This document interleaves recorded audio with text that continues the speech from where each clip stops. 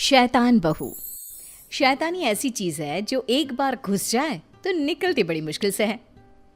रीमा जी की बहू बिन्नी बहुत शांत मिजाज की थी, ना किसी से ज्यादा बात करती और ना ही किसी से ज्यादा मिलती जुलती।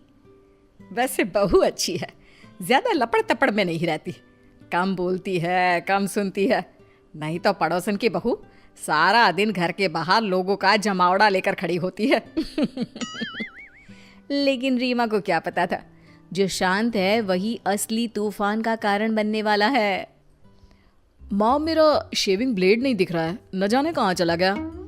तभी ससुर की जोर से चिल्लाने की आवाज आती है। अरे भैया, अरे ये ब्लेड यहाँ किसने रखा? ये क्या, ब्लेड और वो भी ससुर जी की कुर्सी पर? लेकिन ये ब्लेड तो सन्नी के कमरे में होता है ना, वहां से कौन यहाँ रख देगा? अरे मुझे क्या पता, मैंने तो बस बहू को बोला था कि मेरी चेयर के पास चाय रख दे, मैं नहा कर आ ही रहा हूँ।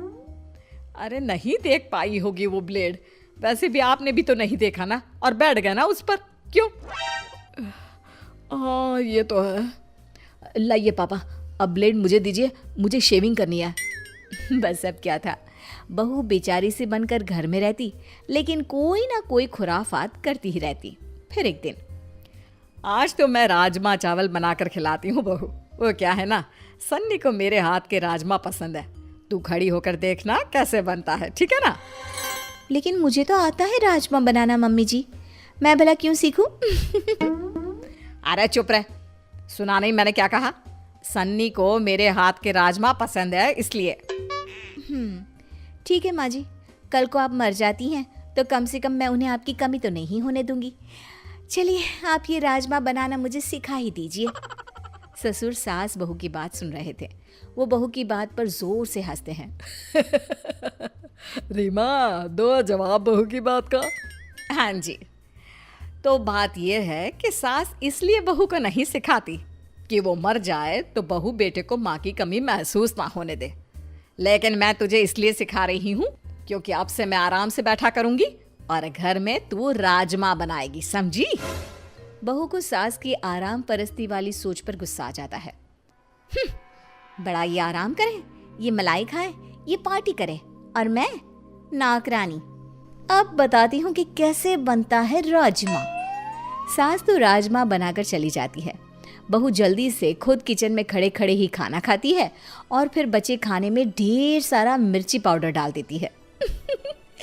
मेरा तो पेट फुल, अब पता चलेगा कैसे बनता है राजमा। सन्नी आता है और माँ प्लेट में बेटे को खाना देती है, लेकिन ये क्या, जैसे ही वो खाना खाता है, माँ पानी, पानी नहीं, चीनी, अरे चीनी भी नहीं, रसगुल्ला, माँ रसगुल्ला दे दे, बहुत तेज मिर्ची डाली है। हैं? ये क्या हो गया, मैंने तो थोड़ा सा मिर्च पाउडर डाला था। तभी दिखावा करती बहू भी वहां आ जाती है। माँ जी, बहुत ज्यादा भूख लगी है, जल्दी से खाने को कुछ दे दो ना। ये रुको, मैं खुद ही ले लेती हूँ। हाँ तो खुद ही ले लेना, इसमें करने की क्या जरूरत है? वो माँ जी इसलिए क्योंकि वो क्या है ना, आप ही ने तो कहा था कि मैं आपसे बिल्कुल ऐसे ही राजमा बनाना सीख लूँ, तो जब तक खाऊंगी नहीं पता कैसे चलेगा कि कैसे बनाना है, कैसे बने हैं क्या? अरे नहीं नहीं, तुम रहने ही दो, तुम मत खाना, बहुत सारा मिर्च है इसमें, और प्लीज ऐसे राजमा तो बिल्कुल मत बनाना। सास को बहुत गुस्सा आता है कि बेटा ऐसा कैसे बोल रहा है। भाई कल तक तो ऐसे ही राजमे को उंगली चाट चाट कर खाया करता था, लेकिन फिर भी ये सवाल रह गया कि मिर्च आई कहाँ से।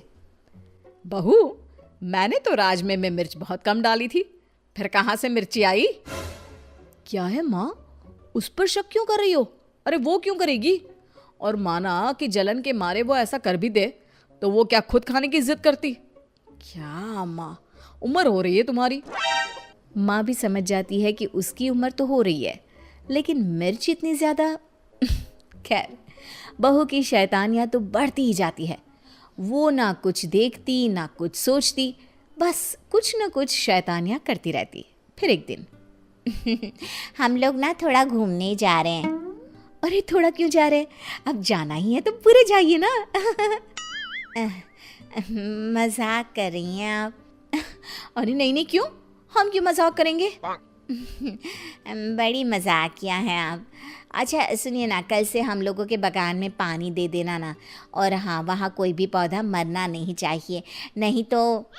नहीं तो क्या है? एक तो मदद करेंगे, ऊपर से धमकी।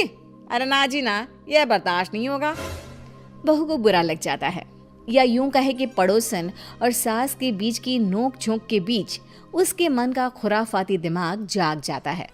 फिर अगले रोज पड़ोसन के घर जाकर बहू सारा बाग तहस नहस कर देती है, गेट के अंदर गाय छोड़ देती है और सारे गमले तोड़कर घर जाकर सो जाती है।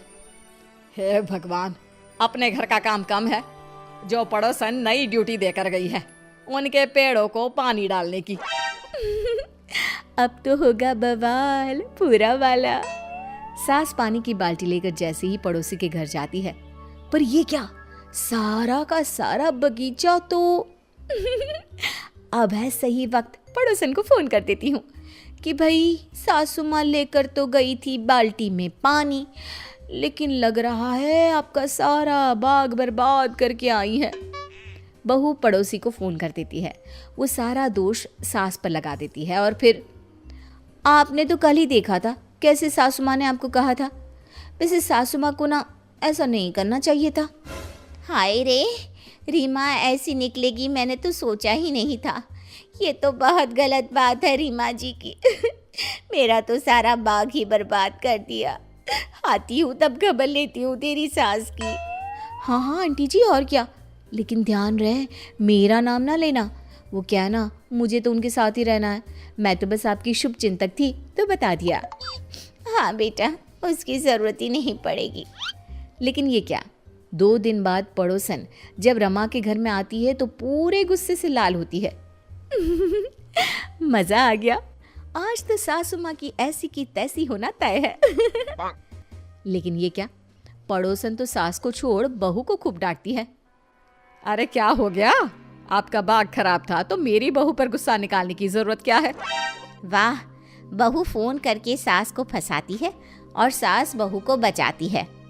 बहू को अपनी गलती का एहसास तो हो रहा होता है, लेकिन पड़ोसी को बहू का खेल कैसे पता चला ये सोचकर वो हैरान होती है। मेरे घर में सीसीटीवी कैमरा लगा है, समझी? मुझे तेरा खेल तभी पता चल गया। बहू, तुझसे ये उम्मीद नहीं थी, मुझे माफ कर दे सासू माँ।